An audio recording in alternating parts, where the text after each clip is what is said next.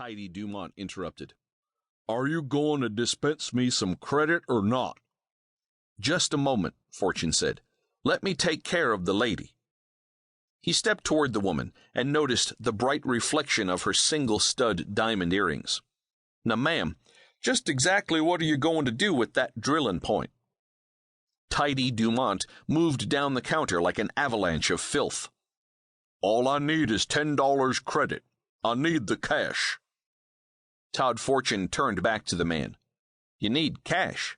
I thought you wanted credit to purchase something in the store." "A man can't eat hardware." "Nor can you drink it. Just a minute." He turned back to the woman. "You were saying?"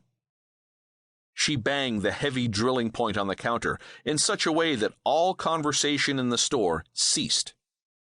"I intend to drop this in my husband's soup if he's late for lunch again."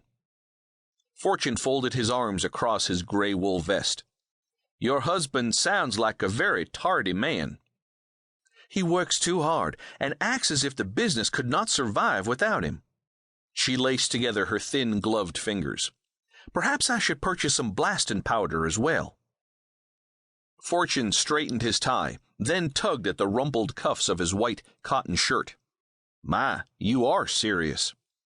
"We have some very important things to discuss, and he promised we would do that today," she divulged. Tidy Dumont lunged across the counter and grabbed at Fortune's shoulder. "Mister, are you ignoring me?" Fortune seized the man's wrist and shoved him straight back so quickly that the man staggered. Todd could feel his neck flush, his shoulders stiffen. He released the man's arm, opened his mouth, then glanced at the woman's scowl. He let out a long sigh.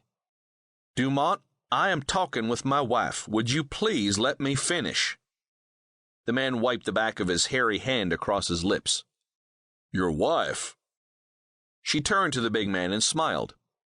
"Mr. Fortune has a habit of working through the lunch hour, which leaves me to eat alone. Don't you think that's a sad commentary?" Yes, ma'am. I didn't know you was his wife." She turned back to Todd. "You will be home around 12 o'clock?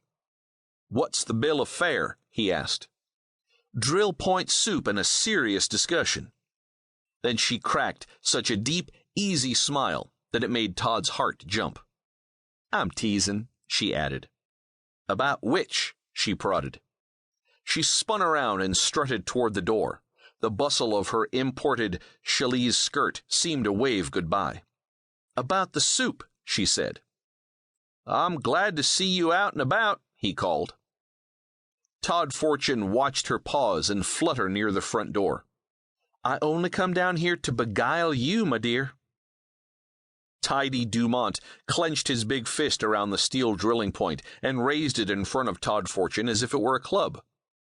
"I said give me $10 cash credit in memory of your daddy and me." Todd rubbed the back of his neck.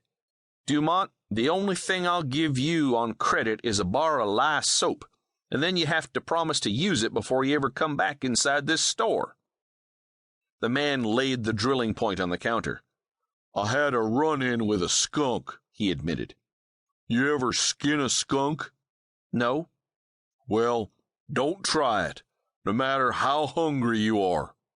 "Yep, me and your pappy was mighty hungry when we first got to the Gulch in '76.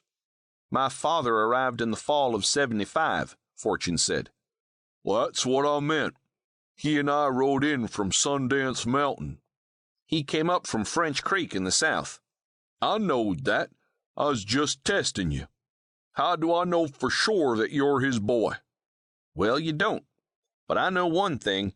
You didn't ride into the Gulch with my father." "How do you know?" "Because he rode up here with 4 men. Big River Frank is buried up on Mount Moriah. Grass Edwards is lecturing at a college in California, and the other 2 are sitting in the back room of the Merchant's Hotel right now playing whist." "I can't believe your daddy never mentioned my name when he's alive." Todd Fortune ambled around the counter and prodded the man toward the door. "Dumont, unless you just murdered my father, he's still alive and well, and sitting over at the Merchant's in that whist game right now."